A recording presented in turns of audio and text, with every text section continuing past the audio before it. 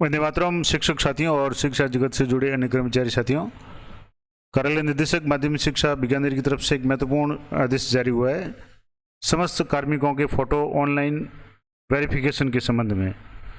तो ये क्या सिस्टम है या क्या आदेश है और किस तरीके से इसकी पालना होगी, साला दर्पण पे मॉड्यूल पे किस तरीके से काम करेंगे और किस तरीके से प्रत्येक कार्मिक का जो फोटो है ऑनलाइन वेरिफिकेशन होगा, क्या प्रोसेस रहेगा और किस कारण से ये आदेश जारी किया गया है, सारी जानकारी मैं इसमें दूंगा।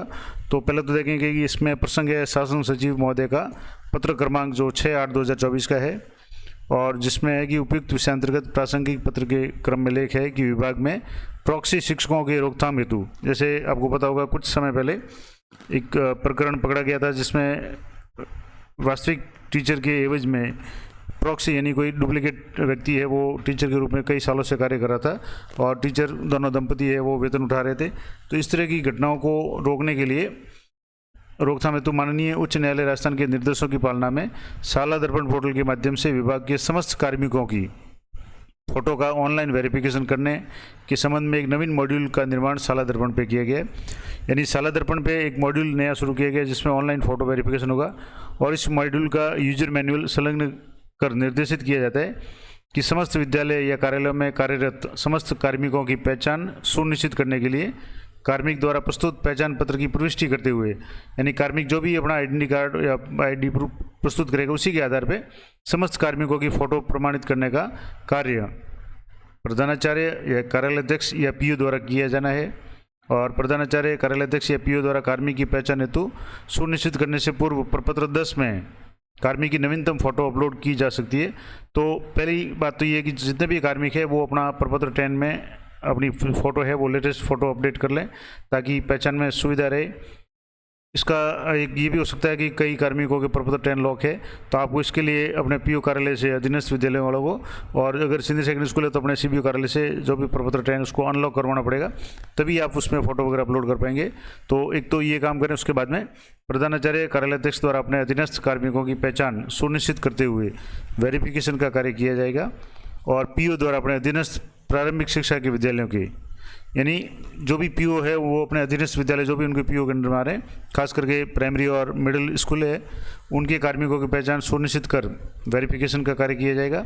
और इस हेतु पीओ संबंधित विद्यालय में व्यक्तिगत रूप से उपस्थित होकर प्रत्येक कार्मिक का वेरिफिकेशन करेंगे। यानी प्रत्येक कार्मिक जो विद्यालय में कार्य कर रहा है, पढ़ा रहा है, उनका फोटो वेरिफिकेशन है वो पीओ है वो संबंधित अपने अधीनस्थ विद्यालय में जैसे ही शाला सम्मेलन के लिए जाते हैं उस तरह से जाकर करेंगे। और ये सारा कार्य है समस्त विद्यालय और कार्यालय में वेरिफिकेशन का कार्य है 25/9 तक पूर्ण करवाया जाना सुनिश्चित कराया है। हालांकि ये आदेश आज 24 को जारी किया गया और कल ही 25 को ये पूरा करना है, तो हालांकि बहुत जल्दी ये होगा, लेकिन जैसे भी आदेश है मैं आपको बता रहा हूँ। और दिनांक 30/9 तक ब्लॉक और जिला शिक्षा अधिकारियों द्वारा पीओ के माध्यम से किए गए वेरिफिकेशन का यादृच्छिक रूप से जांच किया जाएगा। यानी जो भी पीओ द्वारा ये काम किया जाएगा उसकी रैंडमली जांच है और वेरिफिकेशन है वो उच्च अधिकारियों द्वारा ब्लॉक या जिला लेवल के जो भी सीबीओ या डीओ है उनके द्वारा किया जाएगा। और मुख्य ब्लॉक शिक्षा अधिकारी द्वारा यानी सीबीओ द्वारा न्यूनतम 5% विद्यालयों की जांच की जाएगी। यानी जिन सभी विद्यालयों में पीओ है वो सत्यापन करेंगे और उनके काम की जांच है वो न्यूनतम 5% विद्यालय टोटल अपने ब्लॉक क्षेत्र के उनकी करेंगे। उसी तरह से जिला लेवल के जो भी अधिकारी है, जिसमें मुख्य जिला शिक्षा अधिकारी मुख्यालय प्रारंभिक माध्यमिक यानी CDO, DO, elementary DO, secondary DIET प्राचार्य, एडीपीसी है, ये जिले के न्यूनतम 2% विद्यालय को, यानी अपने अधीनस्थ जितने भी विद्यालय है उनके 2% विद्यालयों की जांच करेंगे और उक्त निर्धारित समय सीमा में ऑनलाइन वेरिफिकेशन की मॉनिटरिंग का कार्य पूर्ण करवाना सुनिश्चित करें। ये इसमें सबसे इम्पोर्टेंट और सोचने वाली बात यह है कि ये कार्य 25/9/2024 तक पूर्ण किया जाना है। और जबकि ये डायरेक्टर महोदय का आदेश है और मैं आपको ये राजकाज के रेफरेंस नंबर बता दूँ, और ये आदेश जारी हुआ है, ये आपके यहाँ से जो भी नंबर डिजिटल साइन है 24/9/2024 को 5 बज के शाम को 11 पर ये आदेश जारी हुआ है, 24 तारीख को, यानी आज ये आदेश जारी हुआ है। और इसमें निर्देश दिया हुआ है कि 25/9 को ये सारा कार्य पूर्ण करना है।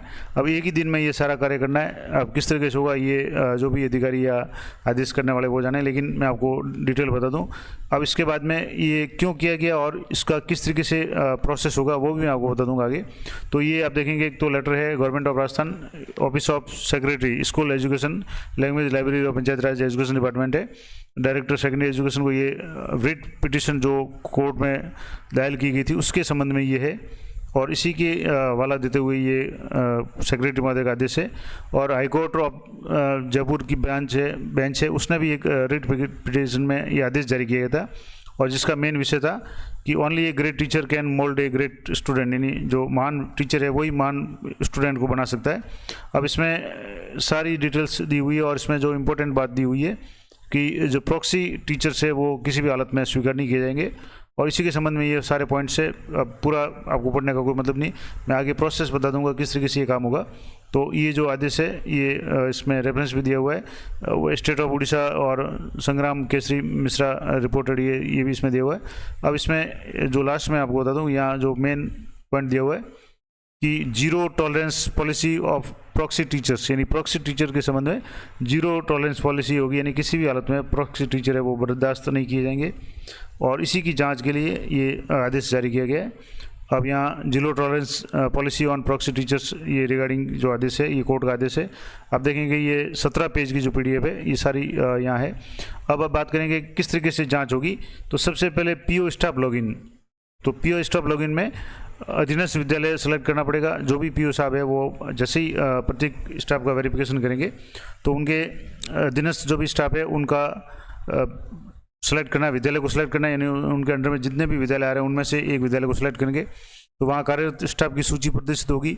अब उसमें से प्रत्येक एम्प्लॉय को एक एक करके चुनना है। एम्प्लॉय चुनेंगे और एम्प्लॉय चुनने के बाद में एक फॉर्मेट टाइप आएगा जिसमें निम्न प्रमाण पत्र का OTP से वेरिफिकेशन होगा। अब जिसमें लिखा होगा कि श्री, यानी कार्मिक का नाम, पद का नाम, विषय कौन सा है उनका, पद स्थापन स्थान है, द्वारा प्रस्तुत पहचान पत्र, यानी कोई भी जो भी कार्मिक है वो अपना कोई ना कोई ID प्रूफ प्रस्तुत करेंगे। जैसे आधार है तो यहाँ आधार लिख देंगे, और संख्या यानी आधार के नंबर लिख देंगे। वोटर कार्ड या ड्राइविंग लाइसेंस है तो उसका ड्राइविंग लाइसेंस का नाम और उसके संख्या लिख देंगे। से उनकी फ़ोटो और साला दर्पण पर अपलोड की गई फ़ोटो से कार्मिक का मिलान किया गया और प्रमाणित किया जा रहा है कि उक्त कार्मिक ही इस विद्यालय में सेवा दे रहा है। यानी खास करके जो फर्जी टीचर वगैरह ऐसी कुछ शिकायत आई थी उसी के लिए है। और प्रतिमाह वेरिफिकेशन है तो यानी ये काम प्रति महीने करना पड़ेगा। तो अधीनस्थ विद्यालय सेलेक्ट करना पड़ेगा। इसमें कार्यरत स्टाफ की सूची प्रदर्शित होगी और एम्प्लॉय चुने, यानी पहली बार तो आपको एक एक करना पड़ेगा, उसके बाद में पूरी लिस्ट एक साथ सेलेक्ट करने का ऑप्शन भी होगा, और जिसमें सभी कार्मिकों को सेलेक्ट करके उनके नाम, पद, विषय, पदस्थापन स्थान वगैरह ये सारा है, और उनके द्वारा जो भी फोटो और साला दर्पण में अपलोड की गई फोटो है उसका मिलान किया गया और प्रमाणित किया गया कि कार्मिक ही इस विद्यालय में कार्यरत है। अब संबलन अधिकारी यानी जो PO वगैरह है, जो अपने अधीनस्थ या जो उच्च अधिकारी है, CBO DO है, वो अपने स्टाफ लॉगिन में जाकर के विद्यालय सर्च करेंगे, और विद्यालय सर्च करने के बाद में विद्यालय को सिलेक्ट करेंगे और उसमें से स्टाफ को सिलेक्ट करेंगे और एम्प्लॉय चुने, उसमें पूरी लिस्ट एक साथ सेलेक्ट करने का ऑप्शन होगा। तो वहाँ से भी वो उनको इस तरीके से कार्मिक का नाम आ जाएगा, पद आ जाएगा, विषय, पदस्थापन वगैरह, और इनका फोटो है वो साला दर्पण पे अपलोड की गई फोटो से मिलान किया गया, और इस तरीके का ये भी OTP से वेरीफाई करके ये अपना प्रमाण पत्र प्रस्तुत करेंगे। इस तरीके से PO स्टाफ लॉगिन में अधीनस्थ विद्यालय सेलेक्ट करके कार्मिक की सूची होगी, एम्प्लॉय को चुनना होगा और निम्न प्रमाण पत्र OTP से वेरिफिकेशन होगा, और ये प्रति माह एम्प्लॉय को चुनना पड़ेगा और पूरी लिस्ट एक साथ भी वेरीफाई कर पाएंगे। और इसके अलावा CDO DO JD और संबलन अधिकारी वो अपने स्टाफ लॉगिन पे विद्यालय सर्च करेंगे, विद्यालय का चयन करने के बाद में स्टाफ को सिलेक्ट करेंगे, और स्टाफ सेलेक्ट करने के बाद में पूरी लिस्ट आ जाएगी और उस लिस्ट को उनको वेरीफाई करना है। तो ये तो हो गया प्रोसेस। अब मैं अगले वीडियो में आपको साला दर्पण पे या जो भी PO लॉगिन है उसमें जाकर के ये काम किस तरीके से करना पड़ेगा उसका यथासंभव यथाशीघ्र जो लाइव प्रोसेस है वो करके बताने का प्रयास करूँगा।